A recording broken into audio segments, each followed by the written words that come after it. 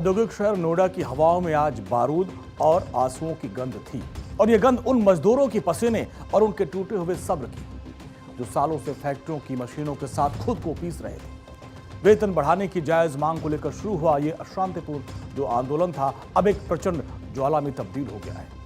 अब आपको अलग अलग तस्वीरें दिखाते हैं। नोएडा के फेज 2 स्थित होजरी कॉम्प्लेक्स से उठी ये चिंगारी अब पूरे शहर को अपनी जद में ले चुकी है। फेज 2 और इकोटेक 3 के बाद अब नोएडा के सेक्टर 62, 63 और अलग अलग सेक्टर्स में ये आग फैल चुकी है, जहां श्रमिकों ने जबरदस्त तरीके से विरोध प्रदर्शन किया, उनके नारे गूंज रहे थे। और जब पेट की भूख है और भविष्य का अंधेरा सामने आता है ना, तो कुछ भी बर्दाश्त नहीं होता। इन हाथों ने मशीनों के साथ छोड़कर अपनी किस्मत का फैसला करने के लिए सड़कों पर उतरने के लिए कदम बढ़ा दिए, और जिसके आगे देखिए किस तरीके से सबको झुकना पड़ रहा है। नोएडा में मजदूर आंदोलन के पीछे कौन है, जरा इसको आप समझिए। नोएडा में धधक रहे इस गुस्से के पीछे रिचा ग्लोबल कंपनी के दोहरे रवैये को मुख्य कारण माना जा रहा है। दरअसल रिचा ग्लोबल इसकी एक यूनिट हरियाणा के फरीदाबाद में है। वहां मजदूरों के कड़े संघर्ष के बाद हरियाणा सरकार ने वेतन वृद्धि का ऐतिहासिक फैसला किया। कंपनी प्रबंधन ने फरीदाबाद में 35% वेतन वृद्धि की मांग को मंजूर कर लिया, और जिससे फिर टेक्निकल जो स्टाफ थे उनकी सैलरी 20,000 रुपया, नॉन टेक्निकल की 15,000 रुपये हो गई। लेकिन अफसोस, जब वही कंपनी नोएडा की अपनी 4 इकाइयों में आती है तो मजदूरों के साथ सौतेला व्यवहार करती है। नोएडा के मजदूरों ने जब समान वेतन की मांग की तो उनको दुत्कारा गया, उनके साथ बदसलूकी की गई। बस इसी भेदभाव ने नोएडा के शांत मजदूरों को आंदोलनकारी बना दिया, और आज इसकी धमक पूरे नोएडा में दिखाई दी। मजदूरों का दर्द सिर्फ वेतन तक सीमित नहीं है, बल्कि ये उस व्यवस्था के खिलाफ आक्रोश है जो उन्हें इंसान ही नहीं समझता। नोएडा के कर्मचारी सवाल उठा रहे हैं कि आखिर एक ही कंपनी में हरियाणा में अगर मजदूरों का ख्याल रख रही है, तो फिर नोएडा में, यूपी में उसको क्या दिक्कत है? यूपी में घुसते उसका दिल पत्थर क्यों हो जाता है? जब मजदूरों ने जीएम और एचआर से बातचीत की तो उन्होंने 2 टूक कहा कि नोएडा में वेतन नहीं बढ़ेगा। प्रबंधन ने महज 361 रुपए की बढ़ोतरी का जुनिया थमा दिया, जो आज के दौर में इन मजदूरों के आत्मसम्मान पर कार्य तमाचे से कम नहीं था। तो देखिए, यहाँ पर इस वक्त पुलिस अधिकारी मौजूद हैं। कर्मचारी जो नाराजगी जाहिर कर रहे थे उनके साथ में लगातार बातचीत की जा रही है, और बातचीत के जरिए मामले को सुलझाया गया। जो भीड़ यहाँ पर बैठी हुई थी रास्ते में, उस भीड़ को फिलहाल हटा लिया गया है, और बातचीत के जरिए मामले को सुलझाने की जो कोशिश थी वो कामयाब होती हुई नजर आ रही है। इधर चौराहा जो पूरा ब्लॉक था, मैं चाहूंगी मेरे कैमरा पर्सन जरा शिवली उस तरफ दिखाएं। ये पूरा जो यहाँ पर ये जगह थी, इसे पूरी तरीके से ब्लॉक किया गया था, लेकिन अभी यहाँ जो कर्मचारी धरने पर बैठे हुए थे उन सभी को हटा दिया गया है। और देखिए, इधर मैं आपको दिखाऊंगी, ये पूरा पुलिस सिक्योरिटी फोर्स यहाँ पर इस वक्त नजर आ रहा है, और लगातार जो कर्मचारी हैं उनसे भी बातचीत का सिलसिला लगातार चल रहा है। और ये कोशिश की जा रही है कि जो नाराजगी लगातार बढ़ती जा रही थी, क्योंकि उनकी नाराजगी भी इसी बात को लेकर थी कि हमसे कोई बातचीत करने के लिए नहीं आ रहा।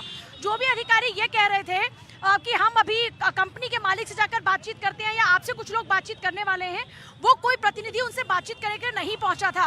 अब जब खुद अधिकारी यहाँ पर इस वक्त नजर आ रहे हैं, जो मौजूद हैं, जो लगातार कर्मचारियों से बातचीत कर रहे हैं, जो उनको समझा रहे हैं कि आपसे बातचीत करने के लिए मैं यहाँ पर मौजूद हूँ, उनकी बातचीत के बाद में यहाँ पर देखिए जो भीड़ थी वो चलती हुई नजर आ रही है, और जो नाराजगी थी वो अभी लग रहा है कि थोड़ी कम होती हुई नजर आ गई है। सर, बातचीत आप लोगों ने की, मान गए हैं वो लोग? बातचीत करेंगे, मजदूर है, जो भी उनकी समस्याएं हैं उसको बैठ के सुना जाएगा।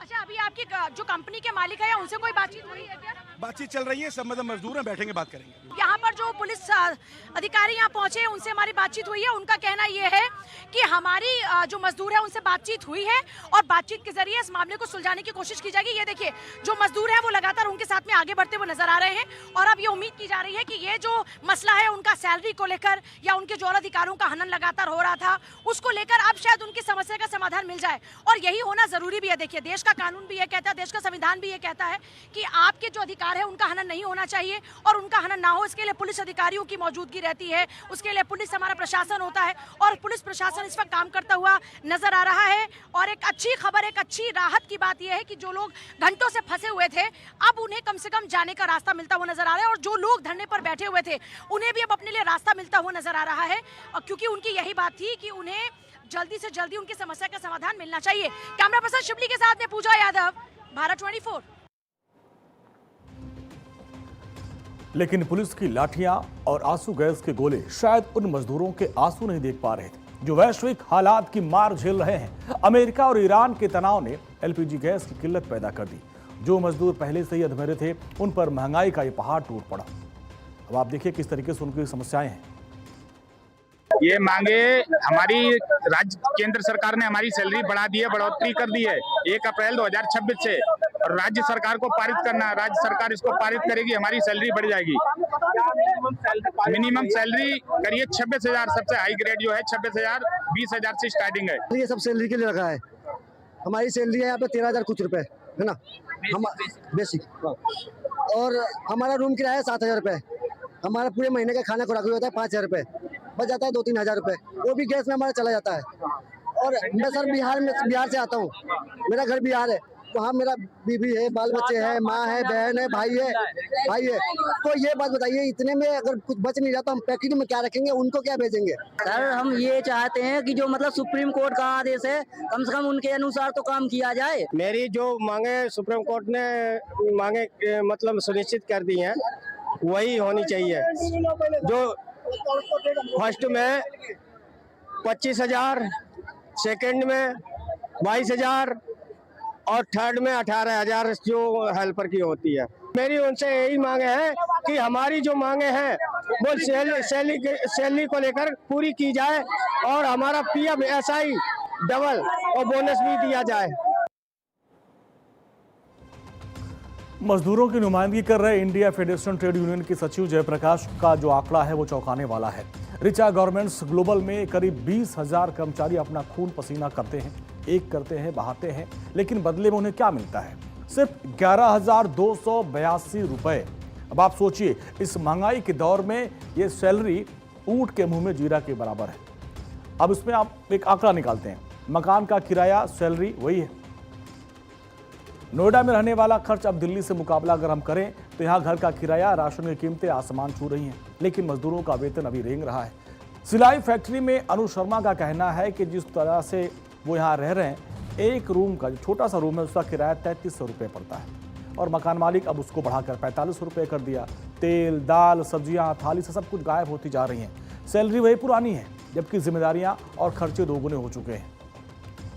शोषण की पराकाष्ठा तो देखिए। मजदूरों का आरोप है कि कागजों पर खेल खेला जा रहा है। जिस कागज पर उनसे दस्तखत करवाए जाते हैं उस पर 16,000 रुपये लिखे होते हैं, लेकिन उनके हाथ में 10,500 रुपये थमा दिए जाते हैं। बिहार के मधुबनी से आए मजदूर से जब पूछा गया कि भाई क्या 10,000 रुपये में नोएडा जैसे शहर में जिंदा रहा जा सकता है, वो खुद सवाल उठा रहे हैं कि हम कैसे रहेंगे यहाँ पे। हमारी मांगे ये, जितना सरकार ने लागू किया है सैलरी से लेके 25,000 होनी चाहिए, उतना तो मिलना चाहिए, हमारा हक बनता है उस पे सर। और हमको जो ओवर टाइम देता है सैलरी पे हिसाब से, उतना ओवर टाइम भी मिलना चाहिए। 25,000 तो होनी चाहिए हम लोगों की ऑपरेटर की में। जी हमारी मांगे सैलरी को लेकर है।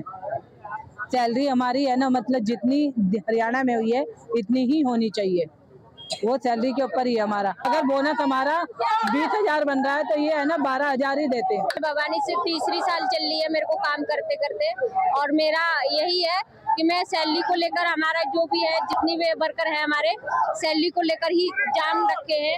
हमारी सैलरी फर्स्ट ग्रेड की होनी चाहिए 25,000 और सेकंड ग्रेड की होनी चाहिए 22,000। अच्छा, इसमें भी आप देखिए 8 घंटे की ड्यूटी का रूल है, लेकिन 10 से 12 घंटे इनसे काम कराया जाता है। शोषण का दूसरा नाम है ये नोएडा और ये फैक्ट्रियां। सरिता और उनके जैसे हजारों मजदूरों की शिकायत है कि ड्यूटी तो 8 घंटे की तय है, लेकिन उनसे जबरन 10 से 12 घंटे काम करवाया जाता है, और अतिरिक्त मेहनत का उनको 1 रुपये नहीं मिलता, यानी ओवर टाइम नहीं मिलता है। और आज के खर्चों के हिसाब से कम 20,000 रुपये सैलरी तो मिलनी चाहिए, लेकिन मिल क्या रही है? 11,000 रुपये। 4,000 तो गैस पे चला जाता है, 4,000 रूम का किराया हो जाता है, और फिर बच्चों की पढ़ाई, दवाई, इसका क्या होगा? दर्द की दास्तां यही नहीं खत्म होती। महिला मजदूरों की आप बीती सुनकर किसी का भी कलेजा फट जाएगा। मशीनों के सामने रोबोट की तरह बैठकर काम करना, टॉयलेट जाने तक की भी फुर्सत नहीं होती है। टॉयलेट का इतना दबाव है कि सांस लेना दूभर हो जाता है। जरा सा विरोध करने पर जो सीनियर है गाली गलौज पर उतारू हो जाते हैं, बदतमीजी करते हैं, और ये रोज का शगल बन चुका है। नोएडा के फेज 2 में आज मजदूरों ने सैलरी बढ़ोतरी को लेकर सुबह से ही विरोध प्रदर्शन तेज कर दिया, और इस प्रदर्शन में आग के हवाले पुलिस की जीपों को भी कर दिया है। तस्वीरों में आप साफ देख सकते हैं, ये नोएडा के फेज 2 के उस इलाके की तस्वीर है जहां पर प्रदर्शन तेज हो रहा था और पुलिस बल प्रदर्शनकारियों को रोकने के लिए पहुंची थी, लेकिन इसी दौरान प्रदर्शनकारियों ने पुलिस के इस वज्र वाहन को भी निशाना बना दिया।